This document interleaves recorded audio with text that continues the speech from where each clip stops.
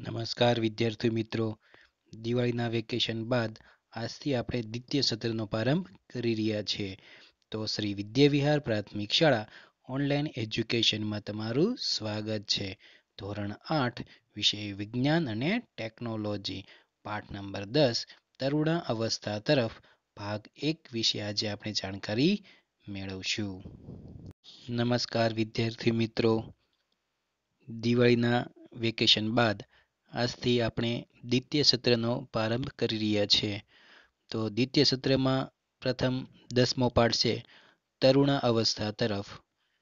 તો પ્રથમ સત્રમાં જે 9મો પાઠ હતો તેના વિશે માહિતી મેળવ્યા બાદ હવે આપણે 10મા પાઠમાં તરુણા અવસ્થા તરફ જે બાળકથી છે એ આગળ વધે છે, ઉંમર વધતી જાય એના શરીરમાં અમુક અંગો બોડીમાં તફાવત આવતા હોય છે. તો તરુણ અવસ્થાનો સામાન્ય સમયગાળો છે એ 11 વર્ષની ઉંમરથી 18થી 19 વર્ષ સુધીનો છે તરુણ અવસ્થાનો હોય છે.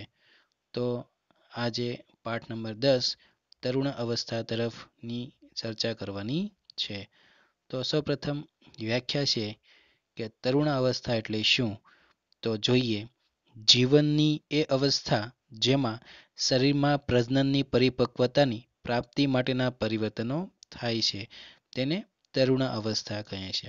આ તરુણ અવસ્થા છે એ જીવનનો છે એ ખૂબ જ સંક્રાંતિ અવસ્થા છે, પેગોડા અવસ્થા છે. કારણ કે આ અવસ્થામાં છે એ શરીરમાં પ્રજનનની પરિપક્વતા માટેનું છે એ પરિવર્તનો આવે છે, એને શું કહેવામાં આવે છે? તરુણ અવસ્થા. ત્યારબાદ જોઈએ તો આગળનો પ્રશ્ન છે, ઋતુસ્રાવ શું છે તેના વિશે સમજાવો. હવે આ ઋતુસ્રાવ એટલે શું તેના વિશે આપણે જાણકારી મેળવવાની છે. તો જોઈએ, સ્ત્રીમાં 12 કે 13 વર્ષની વયથી લગભગ 28થી 30 દિવસના અંતરાલે પ્રજનન માર્ગથી શરીરની બહાર થતા રક્તસ્રાવને ઋતુસ્રાવ કહે છે. એટલે કે સામાન્ય રીતે મહિલાઓમાં, સ્ત્રીઓમાં 12 કે 13 વર્ષની ઉંમરથી લગભગ એટલે કે અંદાજે 28 કે 30મા દિવસના અંતરાલે એક પીરિયડ એટલે કે પ્રજનન માર્ગથી શરીરની અંદર છે એ બ્લડ એ બહાર નીકળે છે. શું કહેવામાં આવે છે? રક્તસ્રાવ અથવા ઋતુસ્રાવ કહે છે.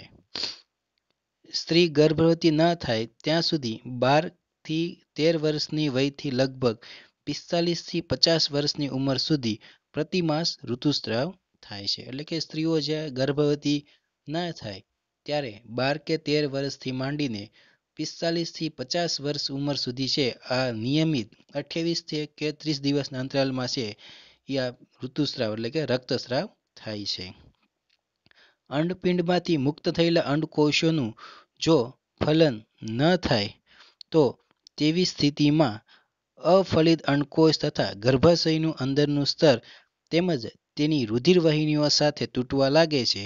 તેનાથી સ્ત્રીઓમાં રક્તસ્રાવ થાય છે. તેને ઋતુસ્રાવ કે રજોસ્રાવ પણ કહે છે. એટલે કે સ્ત્રીઓમાં અંડપિંડમાંથી જે મુક્ત થયેલું અંડકોષ છે જો એનું ફલન ન થાય તો તેની સ્થિતિમાં એટલે કે તેવી પરિસ્થિતિમાં અફલિત એટલે કે જેનું ફલન નથી થયું તે અંડકોષ તથા ગર્ભાશયનું જે અંદરનું સ્તર છે એમાં રુધિરવાહિનીઓ છે એ તૂટવા લાગે છે. તો આવી પરિસ્થિતિઓમાં સ્ત્રીઓમાં છે એ રક્તસ્રાવ અથવા ઋતુસ્રાવ થતો હોય છે. તો આ હતું ઋતુસ્રાવ વિશે જાણકારી. ત્યારબાદ આગળનો પ્રશ્ન છે, યૌવન પ્રારંભ દરમિયાન જોવા મળતા શારીરિક પરિવર્તનની યાદી જણાવો અથવા પરિવર્તનો જણાવો. તો તરુણાવસ્થા બાદ છોકરા અને છોકરીઓના જે યૌવન પ્રારંભ, યુવાનીમાં પોતાના શરીરમાં કેવા પરિવર્તનો થાય છે તેના વિશે આપણે જાણકારી મેળવવાની છે. તો જોઈએ, પહેલું, ઊંચાઈમાં એકાએક વધારો થાય છે. તો તરુણ અવસ્થામાં છોકરા અને છોકરીઓમાં છે એ મહદ અંશે એકાએક છે એ હાઇટમાં છે વધારો થતો જોવા લાગે છે અથવા જોવા મળે છે. બીજું, હાથ અને પગના હાડકાઓની લંબાઈમાં વધારો થાય છે અને વ્યક્તિ ઊંચો લાગે છે. તો આ અવસ્થામાં સામાન્ય રીતે હાથ અને પગ અથવા હાડકાઓની લંબાઈમાં છે એ વધારો થાય છે અને વ્યક્તિ છે જે આપણને થોડોક ઊંચો લાગે છે. ત્રીજો પોઈન્ટ છે, શરીરના વિવિધ ભાગે વાળ ઉગવા લાગે છે. શરીરના વિવિધ ભાગમાં છે એ વાળ ઉગવા લાગે છે. આગળનો પોઈન્ટ, છોકરામાં ખંભાઓ ભાગ ફેલાઈને પહોળા થાય છે, જ્યારે છોકરીઓમાં નિંબતનો વધુ વિકાસ થાય છે. છોકરાઓમાં છે સામાન્ય રીતે આ અવસ્થામાં છે ખંભાના ભાગ છે એ ફેલાઈને પહોળા થાય છે, જ્યારે છોકરીઓમાં છે એ નિંબતનો ભાગ વધુ વિકાસ પામે છે. આગળનો પોઈન્ટ, છોકરાઓમાં સ્વર પેટી મોટી થઈ ગળાના ભાગમાં બહારની તરફ ઉપસી આવે છે અને અવાજ ઘેરો બને છે. છોકરાઓમાં જે સ્વર પેટી છે જે મોઢે અંદર આપણે આવેલી છે મોંની અંદર ગળાના ભાગમાં સ્વર પેટી, એ ગળાના ભાગ ફૂલીને બહાર તરફ ઉપસી આવે છે અને અવાજ શું થાય છે? ઘેરો, તીણામાંથી ઘેરો થાય છે, ધારદાર. ત્યારબાદ પ્રસ્વેદ અને તેલ ગ્રંથિઓનો સ્ત્રાવ વધી જાય છે. આ અવસ્થામાં પ્રસ્વેદ અને તેલીય ગ્રંથિઓનો સ્ત્રાવ છે એકાએક વધી જાય છે. આગળનો પોઈન્ટ, પ્રજનન અંગોનો વિકાસ થાય છે અને પ્રજનન અંગોના વિસ્તારમાં વાળ ઉગે છે. તો આ અવસ્થામાં મુખ્ય તફાવત છે એ પ્રજનન અંગોનો વિકાસ થાય છે અને એ વિસ્તારમાં વાળ ઉગવા લાગે છે. આગળનો પોઈન્ટ, છોકરાઓમાં દાઢી મૂછ ઉગવાની શરૂઆત થાય છે. તો આ ઉંમરમાં છે એ છોકરાઓમાં છે સામાન્ય રીતે દાઢી મૂછ ઉગવાની શરૂઆત થાય છે, જ્યારે છોકરીઓમાં સ્તન ગ્રંથિનો વિકાસ થાય છે. તો આ હતા યૌવન એટલે કે તરુણાવસ્થા દરમિયાન જોવા મળતા છોકરા અને છોકરીઓમાં શારીરિક પરિવર્તનો. ત્યારબાદ આગળ આપણે સામાન્ય રીતે વૈજ્ઞાનિક કારણોમાં છે એ આપણે જાણકારી મેળવવાની છે. તો પહેલું વૈજ્ઞાનિક કારણ છે કે તરુણાવસ્થામાં છોકરા અને છોકરીઓમાં અલગ અલગ બદલાવ જોવા મળે છે. હવે સામાન્ય રીતે આ અવસ્થા છે એ બંનેમાં છોકરા અને છોકરીઓ બંનેમાં અલગ અલગ બદલાવ જોવા મળે છે. કેવા?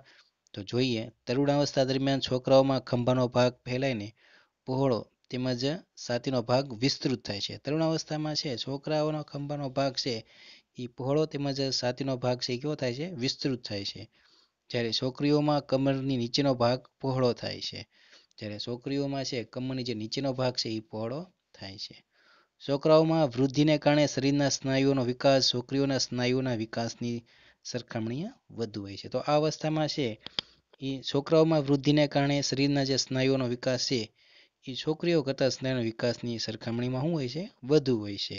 આમ તરુણાવસ્થામાં છોકરા અને છોકરીઓમાં જોવા મળતા ફેરફાર અલગ અલગ હોય છે. બંનેમાં છે એ જોવા મળતા તફાવતો કેવા હોય છે? અલગ અલગ ભિન્ન હોય છે. બીજું કારણ જોઈએ તો તરુણ વયની વ્યક્તિમાં ચહેરા પર ખીલની સમસ્યા સર્જાય છે. હવે જે તરુણ વ્યક્તિ છે એટલે કે યુવા, એના વ્યક્તિઓમાં ચહેરા પર ખીલની સર્જાય છે સમસ્યા. તો જોઈએ, તરુણાવસ્થામાં પ્રસ્વેદ ગ્રંથિ અને તેલીય ગ્રંથિઓ વધારે પડતી ક્રિયાશીલ થઈ જાય છે. તો આ અવસ્થામાં છે સામાન્ય રીતે છે એ પ્રસ્વેદ ગ્રંથિ અને તેલીય ગ્રંથિઓનો વધુ પડતો ક્રિયાશીલ થઈ જાય છે એટલે કે વિકાસ થાય છે. બીજો પોઈન્ટ, પ્રસ્વેદ ગ્રંથિ અને તેલીય ગ્રંથિઓના સ્ત્રાવ વધી જાય છે એટલે આ અવસ્થામાં છે પ્રસ્વેદ અને તેલીય ગ્રંથિઓ બંનેનો વિકાસ વધી જાય છે અથવા સ્ત્રાવ વધી જાય છે. ત્રીજો પોઈન્ટ, ચહેરા પર તેલ ગ્રંથિઓનું પ્રમાણ વધારે હોય છે. આ કારણે તરુણ વયની વ્યક્તિઓના ચહેરા પર ખીલની સમસ્યા સર્જાય છે. તો સામે તે અવસ્થામાં તેલીય પ્રમાણનું છે પદાર્થ ગ્રંથિ એનો રક્ત એટલે કે સ્ત્રાવ છે એકાક પ્રમાણ વધારે હોય છે. આના કારણે આ અવસ્થામાં છે ખીલની સમસ્યા સર્જાય છે. ત્રીજું કારણ છે પિટ્યુરી ગ્રંથિને સર્વોપરી ગ્રંથિ માનવામાં આવે છે. ખૂબ જ મોસ્ટ આઈએમપી પ્રશ્ન છે કે પિટ્યુરી ગ્રંથિને સર્વોપરી ગ્રંથિ શા માટે ગણવામાં આવે છે? તો જોઈએ પેલો પોઈન્ટ, પિટ્યુરી ગ્રંથિ મગજ સાથે જોડાયેલી અંતઃસ્ત્રાવી ગ્રંથિ છે. આ પિટ્યુરી ગ્રંથિ છે એ મગજ સાથે જોડાયેલી એક અંતઃસ્ત્રાવી ગ્રંથિ એટલે કે અંદર આવેલી ગ્રંથિ છે.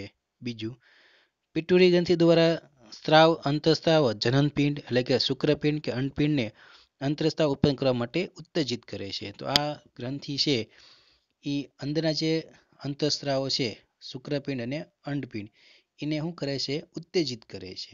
ત્રીજો પોઈન્ટ, થાઇરોઇડ તેમજ એડ્રિનલ ગ્રંથિ પિટ્યુરી ગ્રંથિ દ્વારા સ્ત્રાવિત અંતઃસ્ત્રાવના માધ્યમ દ્વારા મળતા આદેશ મુજબ જ પોતાના અંતઃસ્ત્રાવને મુક્ત કરે છે. હવે થાઇરોઇડ છે એ એડ્રિનલ ગ્રંથિ સાથે જોડાયેલી હોય છે એટલે કે સંભવિત છે એ આદેશ જે આપે કમાન્ડ આપે એ અંતઃસ્ત્રાવ છે મુક્ત કરતા હોય છે અંતઃસ્ત્રાવો. આગળનો પોઈન્ટ નંબર 4, પિટ્યુરી ગ્રંથિના સ્ત્રાવ વડે થાઇરોઇડ, એડ્રિનલ અને જનનપિંડ સાંધોનું એટલે કે સ્ત્રાવોનું નિયમન થાય છે. તો આ ગ્રંથિ છે એ થાઇરોઇડ, એડ્રિનલ અને જનનપિંડ એનું આ નિયમન કરે છે, એટલે કે કંટ્રોલ કરે છે. આથી પિટ્યુટરી ગ્રંથિને સર્વોપરી ગ્રંથિ માનવામાં આવે છે. તો ત્યારબાદ આગળનું કારણ નંબર 4, દેડકામાં થાઇરોઇડ ગ્રંથિ વિશેષ મહત્વ ધરાવે છે. દેડકામાં થાઇરોઇડ ગ્રંથિ છે એ શા માટે વિશેષ મહત્વ ધરાવે છે? તો જોઈએ. દેડકામાં કાયાતરણ એટલે કે અંતઃસ્ત્રાવની અસર હેઠળ થાય છે. દેડકામાં છે આપણે પાઠ નંબર 9માં જોયું કે એનું કાયાતરણ છે એ અંતઃસ્ત્રાવના અસર હેઠળ થાય છે.